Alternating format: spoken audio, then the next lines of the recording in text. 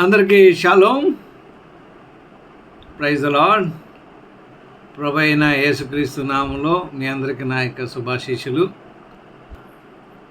ఈ యొక్క తెనాలిలో పోలీసు ఇన్సిడెంట్స్ ఏదో జరిగిందో, ఈవేళ పోలీసులు ఈ విధంగా చట్టాన్ని తమ చేతిలో తీసుకున్నప్పుడు అది రేపు పోలీసులకు కూడా ప్రమాదకరమే.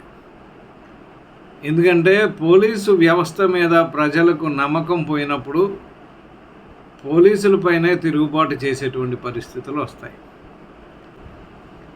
జబర్దస్త్ కిరాక్ ఆర్పి అంట, ఆయన చెప్తున్నటువంటి మాటలు ఒకసారి విన్న తర్వాత, ఒక్కొక్కరికి 10 శిక్షలు తెనాల్లో కొడితే బంతి తెలంగాణలో పడింది. మీరు చెప్పండి, ఇలాంటి దోపిడీదారుల్ని, ఇలాంటి గంజాయి మొత్తం ఈవిటీ చేసే వాళ్ళని, డేంజరస్ వెపన్స్ పట్టుకునే వాళ్ళని, కిడ్నాపులు చేసే వాళ్ళని, అటెంప్ట్ మర్డర్ చేసే వాళ్ళని ఈ విధంగా కొట్టాలా లేదా?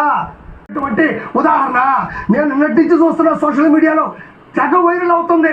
కొంతమంది ఏమో విక్రమార్కుడు సినిమాలో సీన్ చూసారా, వెనక నుంచి కొడుతుంటే ముందు భయపడుతుంటా, నన్ను కొట్టు ముందు అని ఆ సీన్ని తెగ ట్రోల్ చేస్తున్నారు. అంటే ఏ స్థాయిలో ఇది హిట్ అయింది, ఏ స్థాయిలో ఆయన చేసింది మంచి అనేది కూడా జనాలు భావిస్తూ ఉన్నారు. జబర్దస్త్ కిరాక్ ఆర్పి గారు మాట్లాడుతున్నటువంటిది ఏంటి అని అంటే, వాళ్ళను కొట్టడం న్యాయమే అంటూ ఆయన ఏం చెప్పారంటే, వీళ్ళు గంజాయి స్మగ్లింగ్ చేస్తున్నారని, గంజాయి కేసు ఉన్నటువంటి వాళ్ళు బయట అలా తిరగడానికి అవదు. కేసులు ఉన్నప్పుడు వాళ్ళను నియంత్రించాల్సినటువంటి పోలీసు వ్యవస్థ వాళ్ళను ఎలా వాడుకుంటుందో ఒకసారి చూడండి. ఒక విక్టిమ్ యొక్క తండ్రి గారు చెప్తున్నాడు, అక్కడ పోలీసులు ఉన్నటువంటి వ్యవస్థ ఎలా ఉందో ఒకసారి చూడండి. ఆ సాయంకాలం ఘర్షణ అవుతుంది, మామూలు ఇవ్వట్లేదు అని చెప్పేసి కిల్లర్ని చిరంజీవి గట్టిగా ఫోర్స్తో అడిగి గొడవ పడుతుంటే పక్కనే మా అబ్బాయి జాన్ విక్టర్, వాసు కుమారుడు దోమ రాకేష్ ఉన్నారు. వీళ్ళు కూడా ఘర్షణలో ఉన్నారు. వీళ్ళదేమీ లేదు. ఘర్షణ అయిన తర్వాత రెండు కాళ్ళు వెళ్ళిపోయారు. తెల్లారి 25వ తారీఖున మా ఇంటికి వచ్చి రమేష్ నాయక్ అనే 1 టౌన్ కానిస్టేబుల్ చిరంజీవి కారులో తీసుకొచ్చారు. ఇప్పుడు ఇక్కడ తండ్రి గారు చెప్తున్నటువంటి విషయం ఏంటంటే, పోలీసులతోటి అక్కడ ఉన్నటువంటి కొంతమంది గ్యాంగ్స్టర్స్ మామూలు ఇచ్చుకోవటం. సో మామూలు వసూలు చేసేటువంటి బాధ్యత ఉన్నటువంటి ఈ రౌడీ షీటర్లోకి పోలీసులు కాదు, ఒక కానిస్టేబుల్ తోటి వాగ్వాదం జరిగింది. అది మీరు ఎందుకురా వసూలు చేయరు మీరు అని చెప్పి వీళ్ళని కొట్టడం జరిగింది. వాస్తవం ఇది, ఇంకొక కారణం ఏమీ లేదు. ఎందుకంటే మామూలు లాగిపోతున్నాయి. మన ఆంధ్రాలో పోలీసులు, మొత్తం ఇండియాలో పోలీసులు ఇదే విధంగా ఉంటారంటంలో ఏమాత్రం కూడా అనుమానం పడాల్సినటువంటి అవసరం లేదు.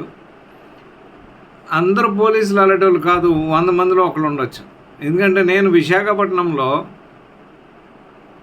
ఒక SC/ST కేసు చూశాను. అది ఎలా ఉంటుందంటే, SC/ST కేసు ఆ యొక్క ఎవరైతే బాధించబడ్డాడో ఆయన SC సర్టిఫికెట్ పట్టుకెళ్ళి ఇచ్చాడు. మళ్ళీ చేయించుకురమ్మంటే మళ్ళీ చేయించుకొని పట్టుకెళ్ళి ఇచ్చాడు. తర్వాత అది సరిపోదు అని అంటే MRO దగ్గరికి వెళ్ళి, MRO దగ్గర దీని మీద సంతకం పెట్టించుకురండి అన్నాడు. MRO దగ్గరికి వెళ్ళిన తర్వాత MROకి 25,000 కావాలంట.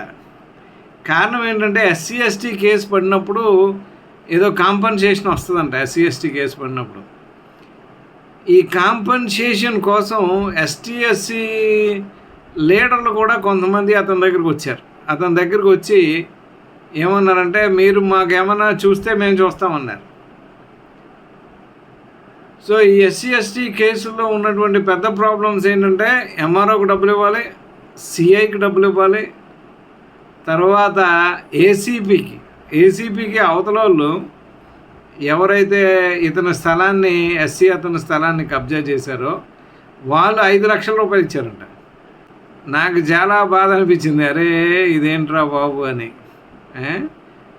వాళ్ళ యొక్క కేసు విషయంలో ఆ యొక్క SC/ST ఏసీపీకి వాళ్ళు 5 లక్షల రూపాయలు ఇచ్చారట.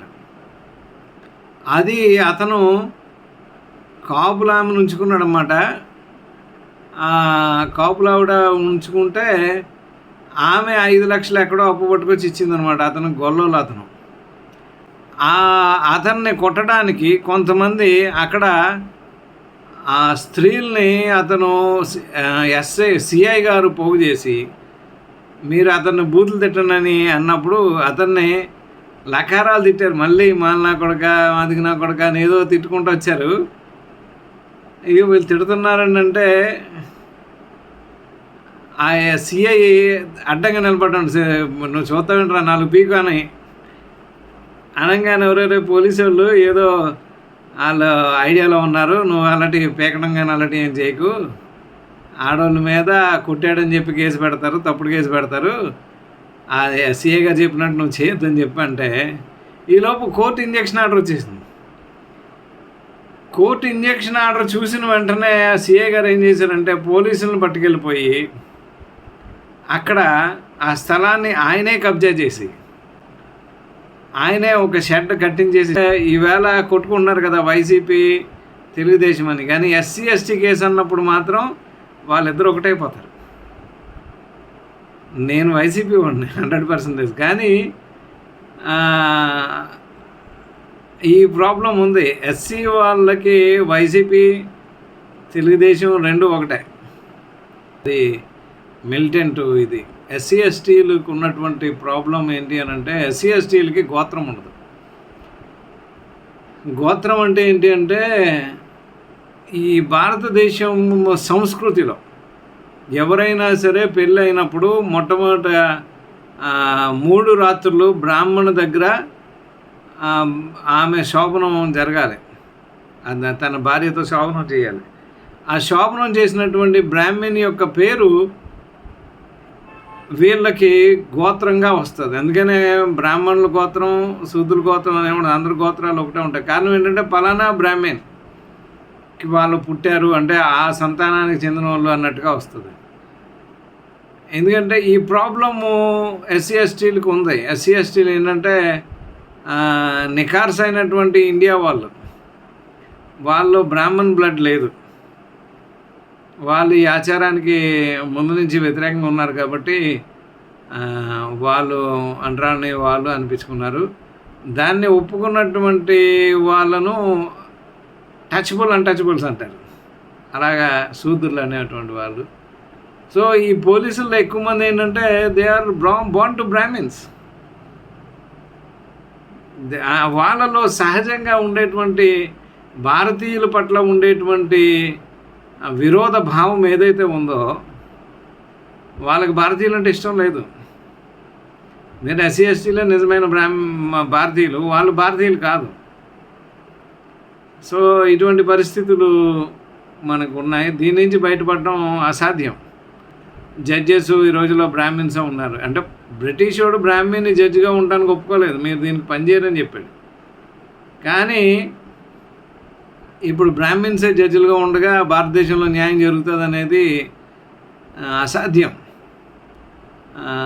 ఈ జాతి నాశనం అయిపోవాలి, లేకపోతే ఈ దేశం విడిచి పారిపోవాలి.